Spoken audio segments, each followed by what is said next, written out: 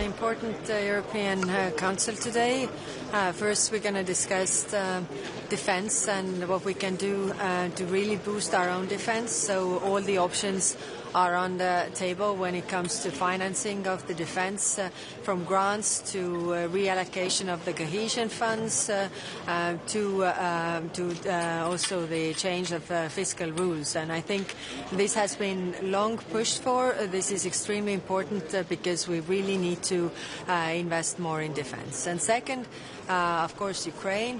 What more can we do to support Ukraine? We have initiative on the table. I hope that we reach a political agreement on the support for Ukraine, because we really need to make them stronger so that they are able to end this war on their terms, and therefore they need the European support for this. So we have today the decisions. Politically, even if we fill the numbers in the March Council that comes in the end of March. So really looking forward that Europe shows unity and resolve on these very turbulent times. Representative Mark Rubio didn't want to meet with you. What is your proposal to fix the transatlantic relations between the EU and the U.S. administration? We have been very long-term allies. We have many relations that are between us, and we definitely need to build on this. I think the administration also looks at us to be stronger. When Europe is stronger, then we are also, in their eyes, a stronger partner for them. German Chancellor Scholz said yesterday that the U.S. should keep a leading role when it comes to peace negotiations between Ukraine and Russia. Does it mean that Europe is not fit for this role anymore?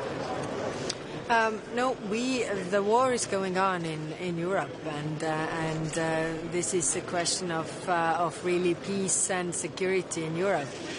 We need to be counted in when it comes to any kind of deals, when it comes to really ending the war and achieving a long-term peace. We know what is at stake here, and we also have on our side something to bring to the table.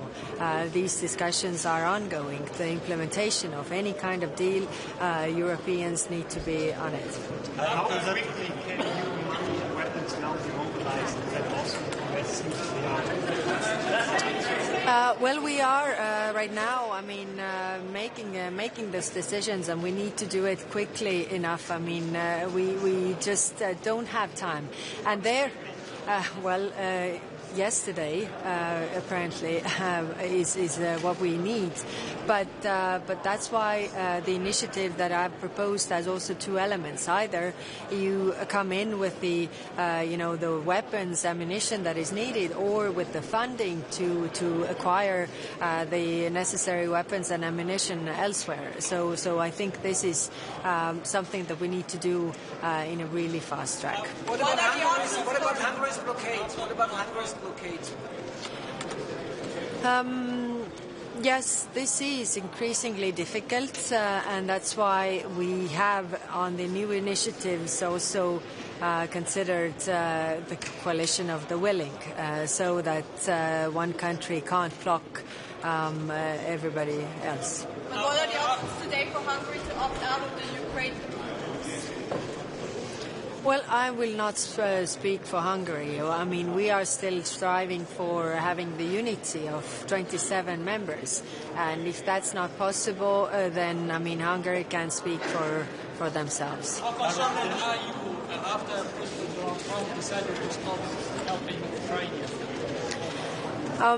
Of course, this is a dangerous gamble with Ukraine's future, and that's why we are here today and also discussing what more can we do on the European side. I think we shouldn't underestimate our own power when it comes to Europe, the economic power we have and the strength that we have here.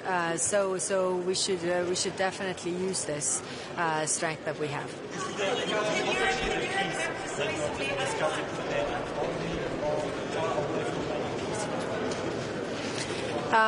Everybody wants peace. That is very clear. But the peace has to be the one that is not bringing more suffering to the Ukrainian people, but also to the Europeans.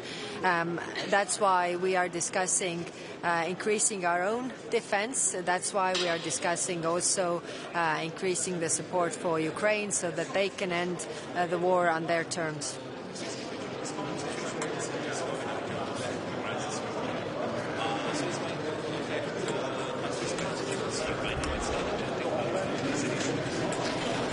We are not discussing this today, but it's clear that we shouldn't, leave Western Balkans aside.